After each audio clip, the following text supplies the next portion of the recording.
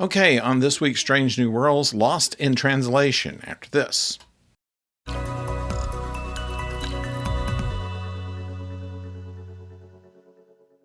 Hello out there, I'm the oldest nerd, and an interesting episode. It appears to have some similarities with The Lights of Zatar in the original series, in Night Terrors, in The Next Generation, and probably some others, where, and not unusual in a lot of science fiction shows where there's one person who sees something that no one else does. In this case, it's Uhura. She appears to be having hallucinations, and it's understandable enough. She's lost sleep, she's exposed to deuterium, and these kind of things can lead to hallucinations, according to Dr. Mbenga. And so it's kind of written off. But as what happens from time to time in quickie diagnoses is that there might be more to it than meets the eye. And it took some time for Uhura to figure this out, but with some help she did. But beyond the plot of the episode and the B plot, which involves number one and Pelia, who apparently don't get along well with each other. There's various explanations of why that might be. And when it all comes down to it, it kind of links with the A story a little bit. It was kind of a clever way of working it around. We see what it looks like in the head of one of the nacelles in new sets, and also a space station that's meant to collect deuterium. That was kind of interesting. And we find a way of linking canon together where James Kirk had said at one point that he had met, and it was during the Menagerie, that he met Captain Pike when he became Fleet Commander. And so in this case, Pike has a temporary assignment as being Fleet Commander, in which he is in charge of the Enterprise, the Farragut, which James Kirk is serving as Lieutenant, and this space station. So this is the opportunity where Kirk is able to meet Pike, and so they have that introduction. And at the same time, he is able to meet Uhura and have his first real interaction with La'an, who knows him a whole lot better than he seems to find comfortable. They did talk over subspace, so they do have a certain acquaintance with each other.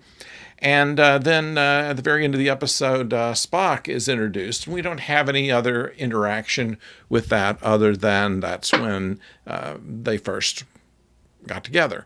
And so that's kind of an interesting little thing there. And it makes canon work in that Kirk's statement that he met Pike when he became Fleet Commander is one thing. And then we see where he makes his first contact with Spock. So this is kind of an interesting episode based on that. As far as the other stuff, we have a little place for a showcase for our new chief engineer and find how difficult it is to deal with death, which is one of the sub-themes of the show. And Pelia, of course, has dealt with more of it than anyone on the ship, seeing that she has lived for centuries. And there's some other little things about it. We see more of the crew bar, and they actually have some civilians on board, some musicians and things like that. Kind of interesting to see. So all in all, I think it was a good episode. It wasn't the most original thing that we've ever seen, but it was well executed, and it gave a number of the members of the crew something to do that are not always as well featured. We have a little moment with Spock and Chapel. We have a bit with the Doctor. We have a bit with number one and Pelia. And we have actually Pike in some of this, which is unusual in the last few episodes. Now, we know why, of course. In real life, he had just become a father and so was spending some time with a newborn baby, and therefore he was kind of limited in the first few episodes. But I imagine his connection will be a little bit more as we go on to the next one. So as we go on to the next one, we'd like to hear from you and let us know what you think of this episode. Put it in the comments below. And if you haven't subscribed, please do. And always like, if you will, when you watch these videos. We hope that you like what we have for you. And of course, we have the retro reviews coming up on Tuesday and Wednesday of Deep Space Nine and the original series.